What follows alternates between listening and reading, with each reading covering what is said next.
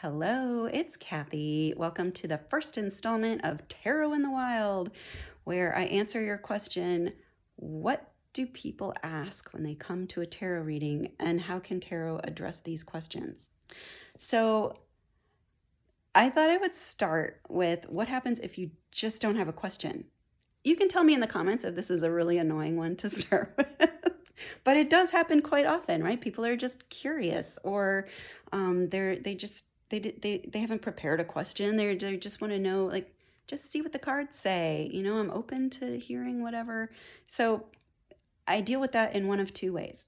Uh, to be clear, the way I interact with my cards is as I'm shuffling, I'm asking them a question, asking the cards to answer this question.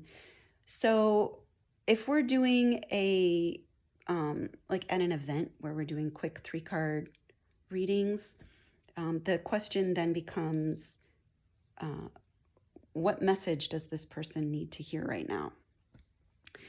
And I mean, that message is unique to every single person, but there are a couple categories that often come up. One is a message that maybe you've been neglecting your self-care.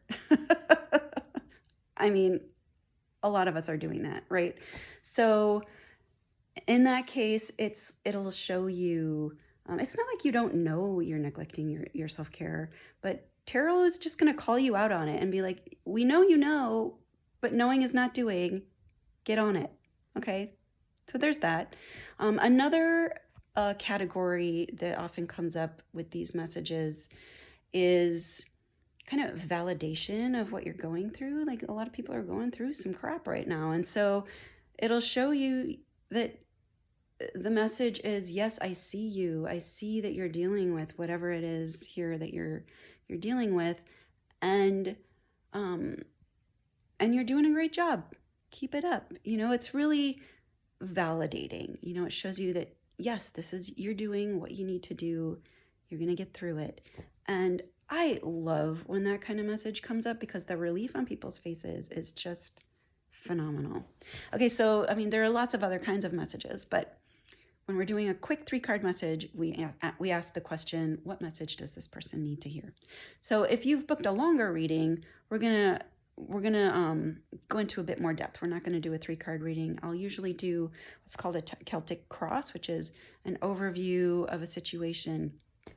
And then, excuse me, the question then becomes, what's going on with this person right now? What are they dealing with? And so we get, it's 10 cards. So the first couple cards are going to be kind of the crux of what tarot wants to talk to you about. And that is often something that is impacting you right now, and something that you would benefit from looking at more closely, right? And so tarot picks the topic. If you're not going to pick a topic, it's going to talk about something, right? So the first couple cards are you in that situation and what you're facing. Then the next couple are kind of, where is that coming from? Then we have a positive, negative. And in a typical Celtic cross, that's like, what are you hoping for? What are you worried about? But when we're doing a general one like this, I like to ask, what's working for you? What's working against you in this situation? And then you can kind of see what you're up against. Like, is there more for you? Is there more against you? Is it about equal? It's interesting. There's a card about something that's completely outside of your control that's impacting the situation. We look at what you're expecting. So what are you planning for in this situation? Then what actually happens next, right? Like, what's coming up soon? And then where is this ultimately going? Where is this situation headed? And that's always interesting because the way tarot works is, this is the path that you're on, and the path that you're on is going here, right? So if you see that last card and you're like, oh, fantastic, I love how that's turning out. Great, carry on, keep doing what you're doing. You're going in the right direction. But if you see something coming up that you are not excited about, if it's maybe like an outcome that you would much rather avoid, we can look at, why is that happening? Like the influence cards and things like that, like, where is it coming from? A lot of times those can give you clues as to why it's headed there.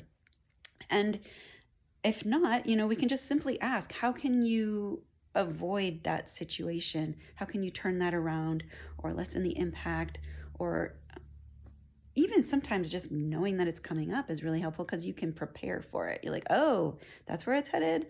I gotta get ready for that. It might not be a bad thing. It just might be something you need to be ready for. But if you don't like it, we can ask for advice on how to avoid it. So there you go. If you don't have a question, these are different ways that that tarot can answer your non-question. All right. Thanks, guys. Let me know what you think about this. Bye.